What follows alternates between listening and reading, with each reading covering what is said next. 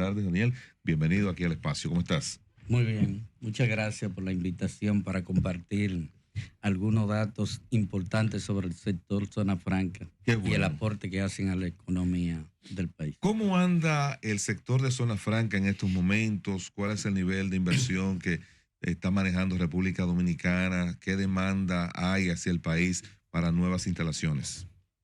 Mira, zona franca está marchando muy bien. El sector zona franca ha tenido un crecimiento extraordinario durante los últimos años.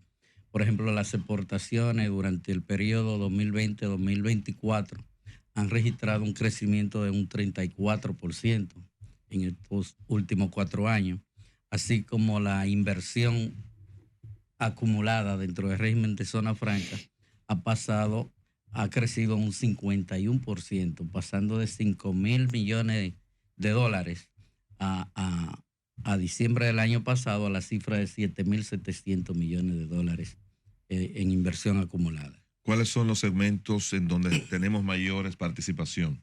Bueno, en términos de exportaciones, el principal sector de exportación de zona franca lo constituye el sector de dispositivos y productos médicos, los cuales representan alrededor del 33% de las exportaciones totales de zona franca, y seguido por el sector de productos eléctricos y de manufactura de tabacos y derivados, específicamente de cigarros, donde la República Dominicana se ha constituido en el mayor exportador de cigarros del mundo. De hecho, de cada día, República Dominicana es el mayor exportador de cigarros del mundo. De hecho, a Estados Unidos, República Dominicana representa el 70% del mercado. Del mercado norteamericano en cigarros. De cada 10 cigarros que se fuman en Estados Unidos, 7 son hechos aquí en República Dominicana. Eso, cigarro premium y cigarro hecho máquina. En ese tenor, Daniel, y gracias por estar con nosotros, bienvenido. Un placer tenerte, un viejo amigo, compañero de estudio de INTEC. El sector ha crecido. ¿Cuántas empresas en la actualidad? ¿Cuáles otros sectores están impactando? Hay otros sectores importantes que han tenido un desarrollo vertiginoso en los últimos años, como el tema de los call centers. Pero ¿qué tenemos ahora mismo en empresas, en los diferentes parques? ¿Y cuántos parques hay a nivel nacional? Bueno, actualmente existen 94 parques de zona franca a nivel nacional, distribuidos. Zona franca tienen presencia en 28 de las 32 provincias del país. Actualmente operan un total de 844 empresas de zona franca dedicadas a diferentes actividades productivas. Esto evidencia que se ha registrado un proceso de diversificación productiva en el sector zona franca, pues 15 años atrás prácticamente se concentraba en lo que era de confección textil, cuando los empleos y las exportaciones dependían en gran mayoría de este sector. Por ejemplo, en el 2005, el sector textil llegó a tener 135.000 empleos, solamente el sector textil.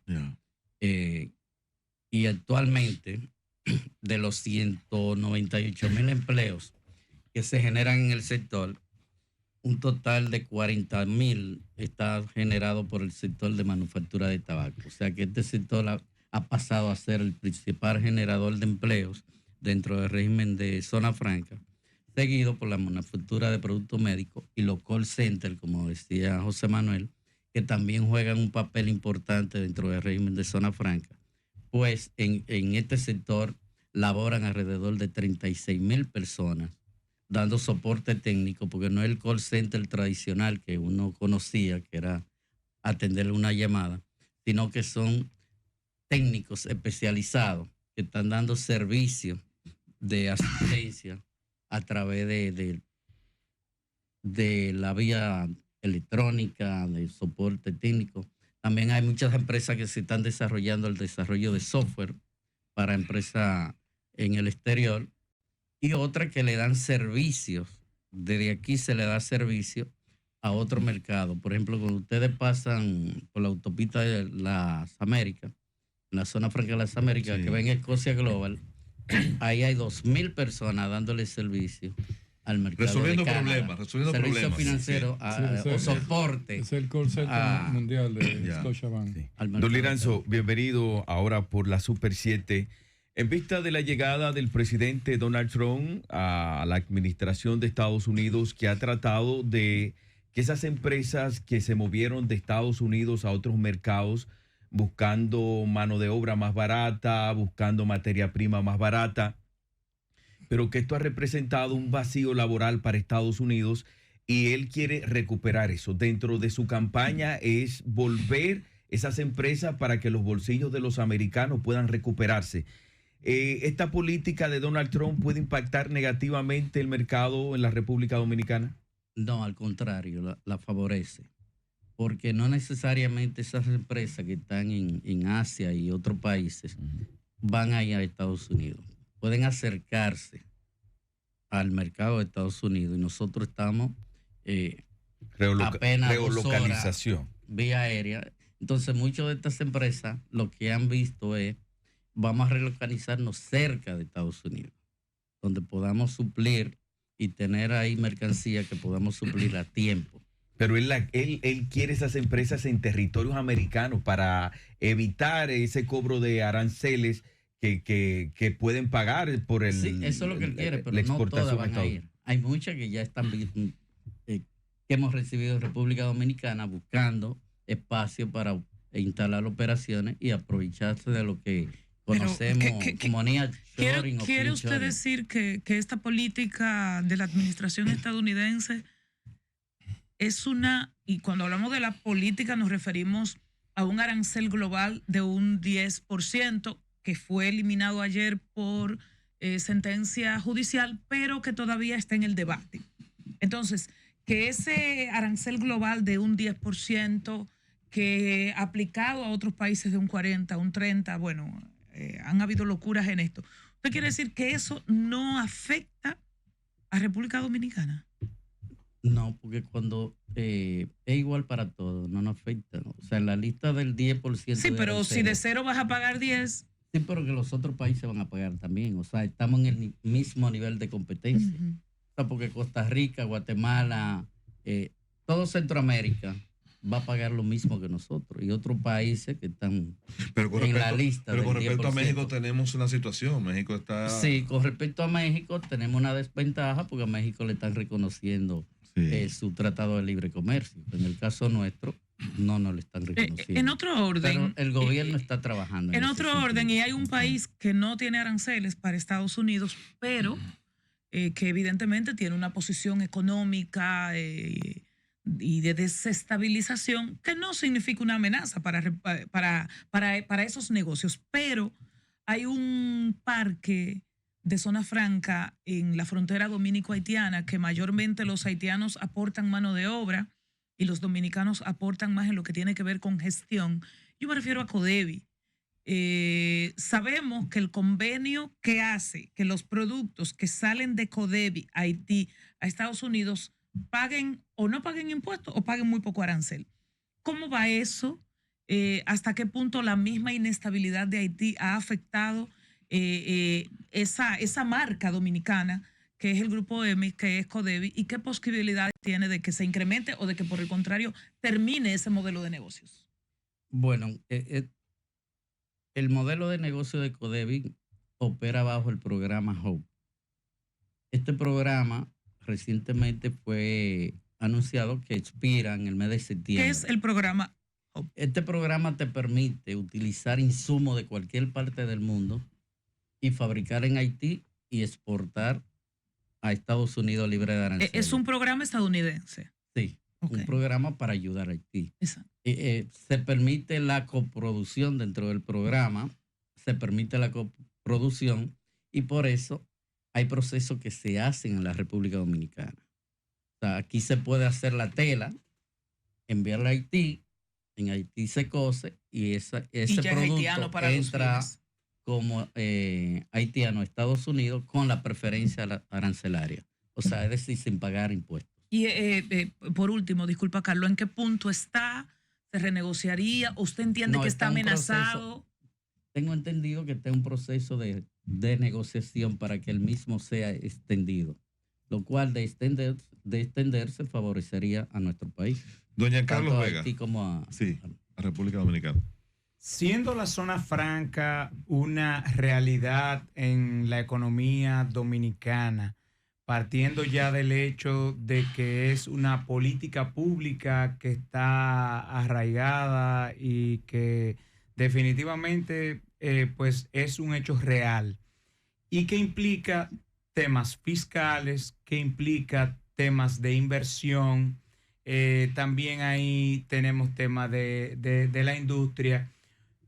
Y sabiendo que el gobierno cuenta con diferentes estamentos, como lo es el Consejo Nacional de Zonas Francas, dentro del mismo Ministerio de Industria, Comercio y MIPYMES, existe un viceministerio de Zonas Francas, también existe un viceministerio de Desarrollo Industrial y por otro lado tenemos instituciones como lo es ProDominicana. ¿Cómo se articulan todas estas instituciones de cara a una política pública eficiente de fomento y desarrollo de las zonas francas? Bien, mira, el Ministerio de Industria y Comercio, a través del Viceministerio de Zona Franca y Regímenes Especiales, lo que está encargado de diseñar políticas. Nosotros como Consejo de Zona Franca tenemos la parte de aplicación operativa, de aplicar la ley 890, administrar los incentivos y la regulación que amerita este sector está a cargo de nosotros como Consejo Nacional de Zona Franca. Y ProDominicana tiene la parte de promoción. Ahora bien, en tema de Zona Franca nosotros hacemos nuestro propio programa de atracción de inversiones en sectores que identificamos como estratégicos para que sean instalados en zona franca. Y en ese mismo sentido, en un marco donde actualmente se está viendo una tendencia hacia las fusiones de instituciones con el propósito de eficientizar, digamos, la aplicación de políticas públicas, ¿no se pensó o no se ha puesto sobre la mesa la posibilidad de articular un ente que gestione todo el tema de digamos, de lo que es la formación, la implementación y la evaluación de políticas públicas de zonas francas? Bueno, como le dije anteriormente, la definición y desarrollo de política pública de zona franca recae sobre el Ministerio de Industria, que a su vez es el Ministerio sombrilla de ProDominicana y de otras instituciones como Proindustria, donde también se articulan medidas de desarrollo industrial. O sea que a través del Ministerio de Industria y Comercio se coordinan todas estas acciones. Sí. Daniel, yo tengo una inquietud porque uno ha escuchado durante largo tiempo hablar de las limitaciones de la educación dominicana. Como no conozco a profundidad el componente de las zonas francas, me gustaría saber, porque me has dado 3 informaciones que son solamente para mí sorprendentes. Una de ellas es de que estamos produciendo equipos médicos para exportación de República Dominicana. La segunda es los centros de atención, como son esos call centers, con profesionales que están allí brindando soluciones. Y lo tercero es esa exportación de tabaco. De los años 90, quizás 2000, las zonas francas dominicanas, la mayoría eran textiles. Así es. Entonces, ¿cuál es el componente laboral de esas zonas francas? ¿Hemos tenido que traer mano de obra de fuera del país para poder llevar esa zona franca a producir elementos de alta tecnificación o lo estamos haciendo con personal dominicano? Mira, en el tema laboral es muy diferente a lo que eran las zonas francas antes. Okay. Hace 20 años atrás, 25 años atrás, todos los gerentes de zona franca eran extranjeros. La mayoría eran extranjeros. Eso ha cambiado ahora. Ajá. Ahora muy pocos gerentes de zona franca es extranjero.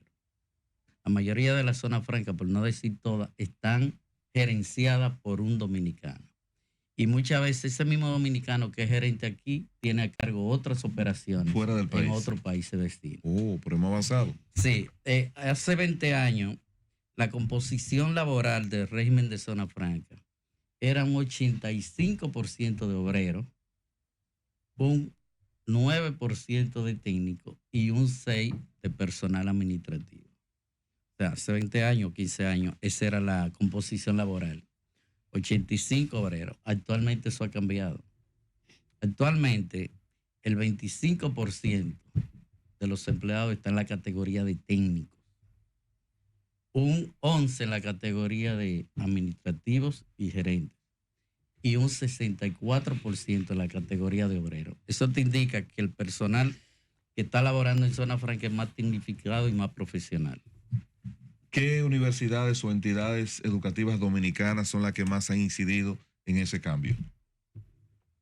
Bueno, para ser más específico, INTEC tiene acuerdo y tiene instalaciones dentro de la Zona Franca de Itabo. INTEC. INTEC tiene instalaciones dentro de la Zona Franca de Itabo para capacitar personal y estudiantes que requieren este tipo de empresas.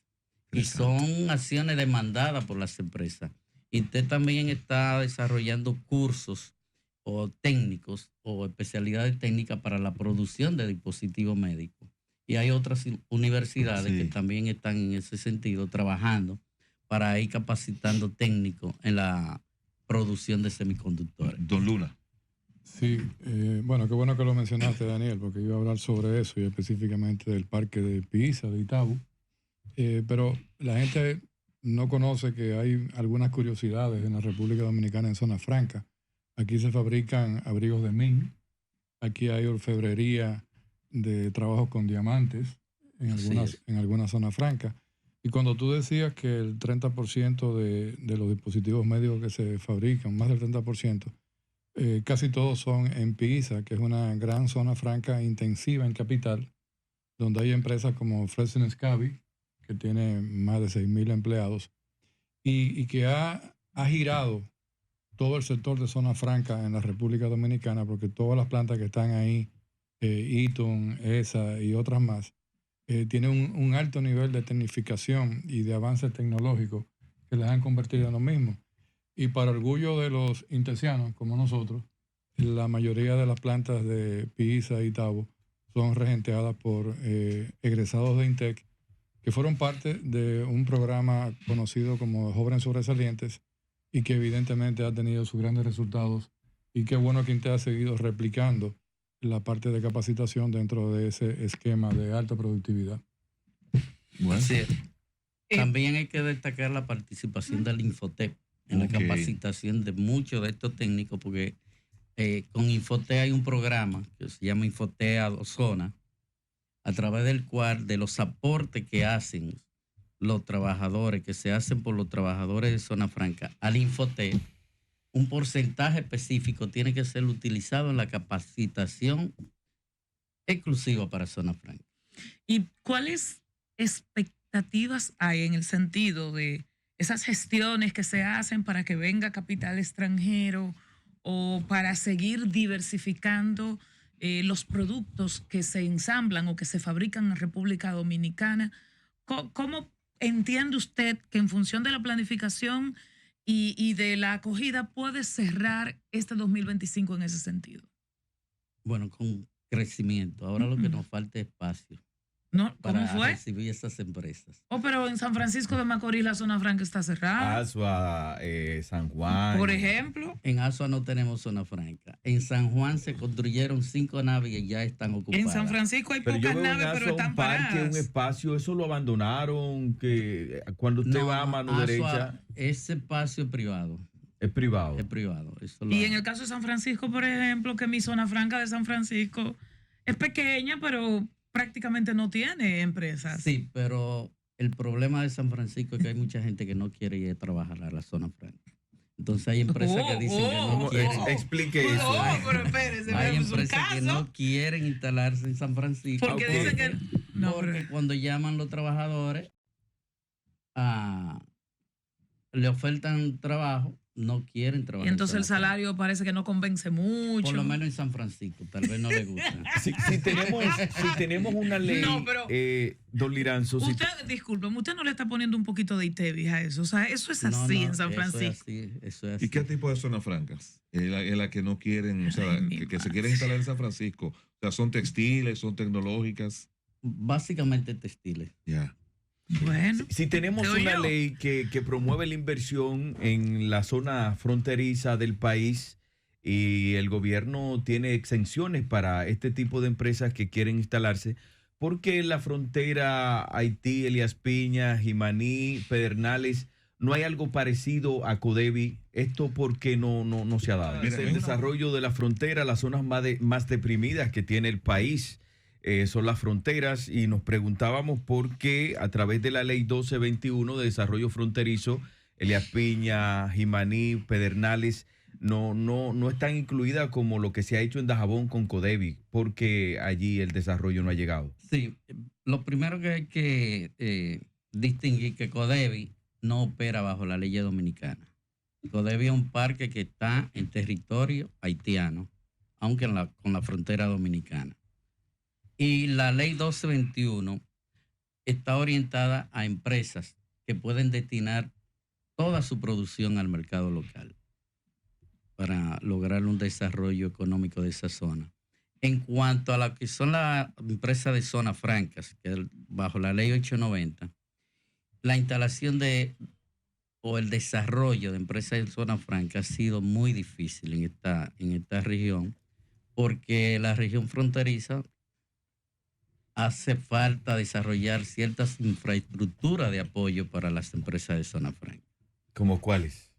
Bueno, tenemos buena carretera. Universidades, centros de estudio. En San Juan tenemos universidad, en Barahona tenemos universidades que está San cerca Juan de... es fronterizo. ¿Cómo que no está cerca de la Piña? Requieren servicio médico de calidad también. Y muchos empresarios no van a hacer inversiones donde no se le garantice una buena educación a los hijos. Ok. Es tema de los espacios de inclusión. Sí, de espacios de infraestructura de apoyo. Por ejemplo, no hay ni un buen restaurante donde tú puedas recibir inversionistas para hacer negocios. Todo eso influye. Entonces, todo eso influye. Claro. Por eso Codevi. Pero en la visión de desarrollo de un parque debe tener todo eso incluido, si está dentro de la perspectiva de la gente que puede llegar allí. Exacto, hacer una ciudad con hospitales modernos. A pesar de que esté en Dajabón, ahí mismo en Dajabón prácticamente, tuvo que desarrollar su propia infraestructura. O sea, tiene restaurante, tiene hotel. Tuvo que hacer su propio restaurante para garantizar un servicio adecuado. Hasta hace poco tiempo fue que se desarrolló en Manzanillo, por ejemplo, el Hotel Super 8, que tiene que estar cerca de donde se está construyendo la planta de energía eléctrica, y ahora en Montecristi desarrollaron otro Super 8 porque no tenían la infraestructura para alojar a ese personal ejecutivo. Pero ahí el tema es mucho más complejo porque, como dice Daniel, es un tema logístico que incluye infraestructura, recursos humanos, y las empresas realmente, aparte de que están buscando una ley de incentivos, también están buscando contar con los recursos necesarios para poder desarrollar sus empresas. Claro. Y por eso se concentran y van a aquellos parques en donde hay ya esa infraestructura creada. Otra cosa, Daniel, tú hablaste al principio, el gobierno le presentó al gobierno dominicano, y tú participaste creo que en esas reuniones con el Ministerio de Industria y Comercio, una contrapropuesta al gobierno norteamericano con relación al tema arancelario. ¿Ya esa propuesta fue recibida? ¿Se ha contestado? ¿Qué posición tiene los Estados Unidos? La propuesta fue entregada al gobierno de los Estados Unidos, pero todavía, a los conocimientos que tengo, todavía no nos han dado respuesta a la República Dominicana. Ok, bien. Daniel, y cuando hablabas también de que no había espacio en algunos para desarrollar nuevos parques, ante esa realidad, ¿cuál ha sido pues la visión del gobierno? ¿Cerrarse, buscar alternativas? ¿Qué se está haciendo en ese sentido? No, el gobierno da todas las facilidades y permisología que requieran para. Pero es que decía que no hay espacios físicos. Espacios físicos dentro de la mayoría de parques que existen. Tienen espacios, lo que no tienen es la nave construida. Porque ahora no es como se hacía antes, que tú sabías que lo que venía era una empresa textil y hacía una nave tipo ahí esperando. Ahora no. Ahora hay que esperar que llegue la empresa y que diga cuáles son los estándares, cuáles son las características que ellos quieren en ese edificio, el tipo de piso, la altura, el tamaño. Hacérsela como ellos digan. A la medida. Entonces, que por cierto, me preguntan y me dicen que que en San Francisco la gente no necesita trabajar. Pero que la zona, o sea, la infraestructura tiene unos galpones muy viejos. O sea, es una infraestructura Sí, hay vieja. infraestructura que, que no, tienen que que ser tampoco es adecuadas atractiva y- para nadie. que tienen que ser adecuada y remozada para poder acoger nuevas empresas. ¿Y cómo se logró entonces Vamos el a ir, proceso vamos a de ir. transformación en el caso del parque industrial que está en Jaina, que creo que es el PISA, ¿no? Sí, Porque el claro. PISA tenía un componente en principio hace muchos años que era textil y sí habían algunas empresas que tenían que ver con temas de tecnología, pero entonces ya se fue prácticamente toda esa plataforma textil y todo lo que es tecnología. ¿En qué tiempo se logró esa transformación? Bueno, PISA tiene alrededor de 30 años, de 35 años ya de haber iniciado operaciones. Y eso se va desarrollando con el tiempo. Ellos comenzaron con procesos livianos de ensamblaje. Sí. Ahora prácticamente ya son productos que tienen todo el componente hecho aquí en República Dominicana. ¿También se está construyendo aquí? Sí, hay productos que ya son totalmente fabricados en República Dominicana, o sea que no son solo ensamblados, sino que hay empresas que han demandado que suplidores de insumos intermedios tengan que instalarse aquí para suplirle a ellos. Y así se deja de importar y se fabrica aquí. Una última pregunta, don Liranzo, por mi parte. Las empresas que vienen a la República Dominicana ponen como condición que ellos puedan... Eso está regido, pero una de las situaciones que se ve en las empresas de zona franca son los salarios, que son muy deprimidos.